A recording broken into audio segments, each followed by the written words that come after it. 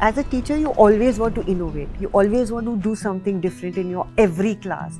And here was this AI which is actually understanding the mindset of a teacher, coming up with ideas and programs that are facilitating a teacher's job, not doing it, facilitating a teacher's job, and identifying nuances which actually differentiate one lesson from the other. So it was a revelation of a different kind.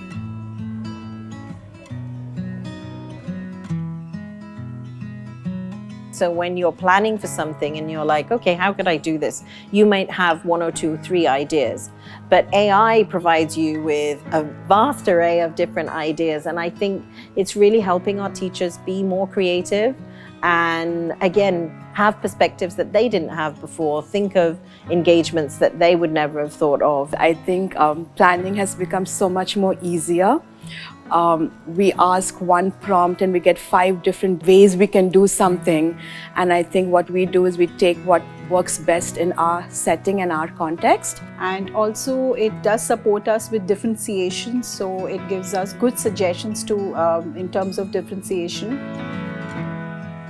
So we have something called as extension plans in school, wherein we look at individualized learning, personalized learning for students, and AI tutor on Toddle helps us to do that, because then I can individually assign things to students based on their capability or what their interests are. Each kid, if I assign the same work, will have different insights. So I think that's amazing for me to do that. And again, if there are kids who require an extra push or a little bit extra support, I can use AI tutor for that as well. In our geography class, we had a quiz on Toddle, which was an AI-based quiz, and that was adaptive.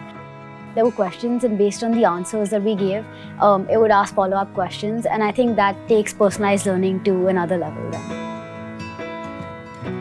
And another example is where, like in English class, our teacher created this assignment where there was like an AI model that she had given a lot of information about a particular assignment, and then we could communicate with that AI model and give it our responses, and it would give feedback back to us based on what she had explained to it out of the expectations of that assignment. And that way we could get feedback from her without having to constantly go to her as well. One of the teachers showed me one that was virtually a summative assessment designed through totally AI of Toddle.